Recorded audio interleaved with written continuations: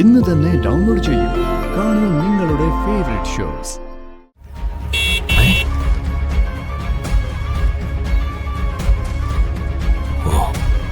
ഹരിതയുടെ കാറാണല്ലോ. ഇവരിങ്ങോട്ട് വരണമെങ്കിൽ ഞാൻ അച്ഛൻ്റെ കയ്യിൽ നിന്ന് കാശ് വാങ്ങിയത് അറിഞ്ഞിട്ടുള്ള വരവായിരിക്കും. തൽക്കാലം മുങ്ങുന്നതാണ് നല്ലത്. വന്ദന പറഞ്ഞത് ശരി.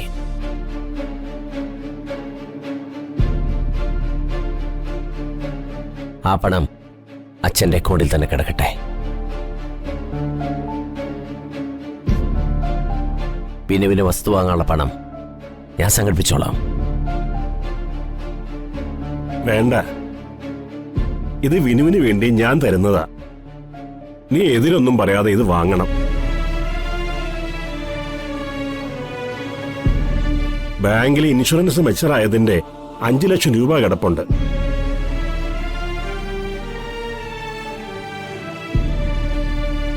അതെടുത്ത് നീ കാര്യം നടത്ത. അച്ഛൻ പറഞ്ഞതല്ലേ, അത് വാങ്ങിച്ചു.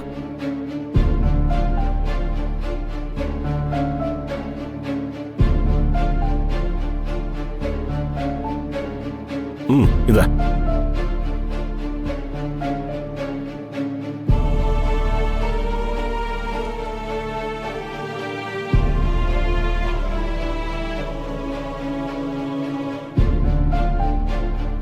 ഇനി വൈകിക്കണ്ട, മോൻ പോയിട്ട് വാ.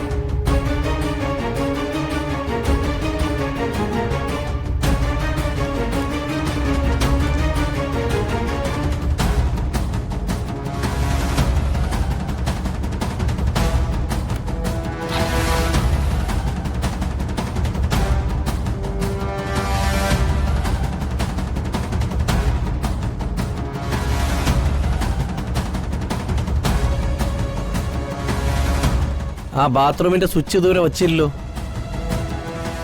കറണ്ട് ചാർജ് അടയ്ക്കുന്നത് താനല്ലോ. മാത്രമല്ല ഞാൻ അവിടെ സോളാർ വയ്ക്കാൻ പോവാ. ആ എത്താറായെങ്കിലേ വേഗം പാടൂ. ചെക്ക് എടുത്തിട്ടുണ്ടല്ലോ അല്ലേ? ആ ശരി.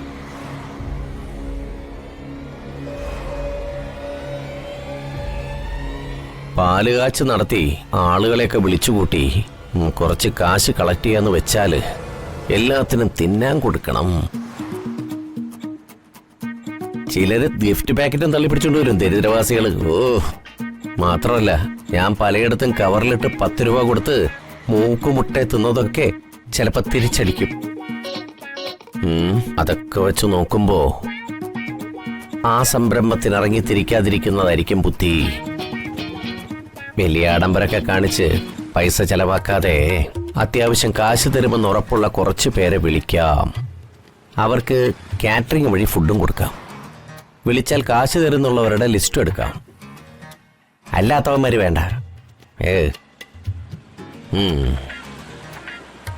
സാർ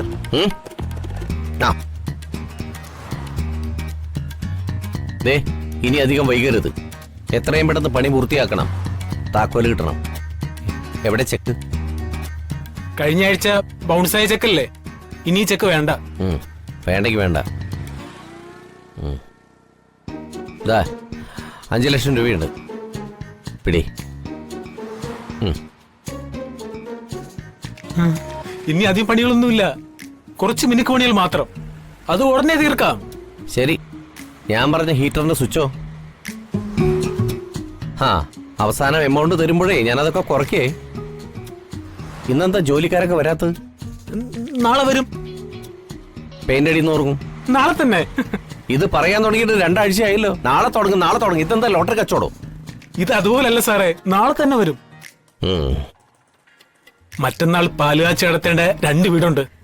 എന്റെ പണിക്കാരെല്ലാം അവിടെയാ. നാളെ കഴിഞ്ഞാൽ അവരെല്ലാം കൂട്ടത്തോടെ സാറിന്റെ വീട്ടിലല്ലേ. പിന്നെ ഡേ നൈറ്റ് ഫാസ്റ്റ് ആയിട്ട് പണി തീർത്തു വരൂലേ. താൻ കൃത്യമായിട്ട് പണി തീരുന്ന ഡേറ്റ് പറഞ്ഞാലേ എനിക്ക് പാലുകാച്ചിന്റെ ഡേറ്റ് ഫിക്സ് ചെയ്യാൻ പറ്റൂ. അതുകൊണ്ട് 2 ദിവസത്തിനുള്ളില് എന്ന് പണി തീർന്ന് താക്കോല് തരുമെന്ന് കൃത്യമായിട്ട് പറയണം. ശരി സർ. ആ എന്നാ ശരി. ആ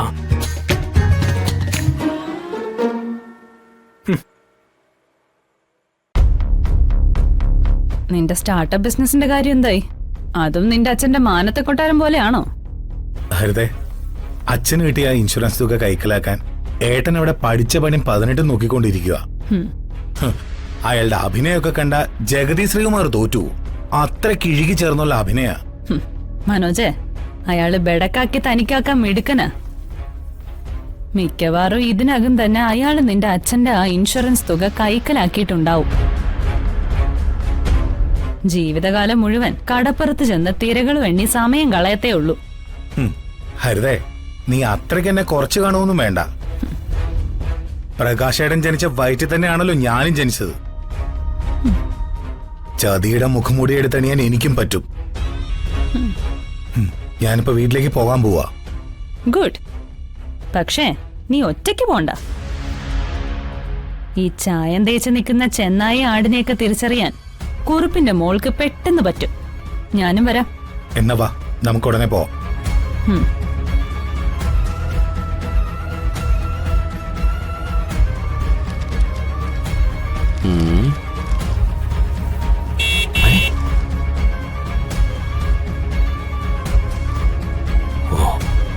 ഹരിതയുടെ കാറാണല്ലോ.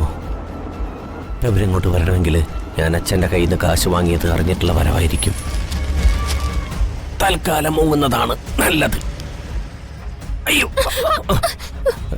എന്താ പ്രകാശേട്ടാ ഇത്? എങ്ങോട്ട് ഓടുന്നേ? എനിക്ക് അത്യാവശ്യമായിട്ടൊരു സ്ഥലം വരെ പോകണ്ട്. ഇപ്പോഴും ഓർത്തത്. ഞാൻ വരട്ടെ.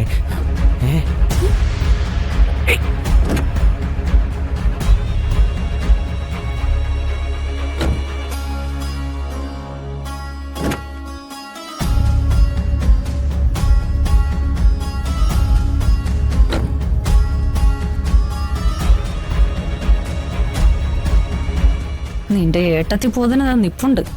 ഈ പെണ്ണുമ്പളെ കണ്ടോ എന്റെ പെരുവിരലിന്ന് പെരുപ്പ് കയറും. ഹരിതേ, ഏട്ടത്തി ശ്രദ്ധിക്കുന്നു. നീ നടങ്ങ്. വാ ഹരിതേ. ഏട്ടത്തി.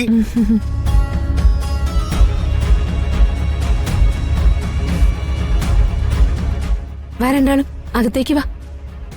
വരുന്ന കാര്യം ഹരിത പറഞ്ഞതുപോലുമില്ലല്ലോ. വരുന്നതിന് മുമ്പ് മഹാറാണിയോട് ചോദിച്ച അനുവാദം വാങ്ങണമായിരിക്കും. അച്ഛനും അമ്മയ്ക്ക് ഒന്ന് കാണണം തോന്നി. ഇങ്ങു പോന്നു അല്ലേ? മാനത്തെ കൊട്ടാരം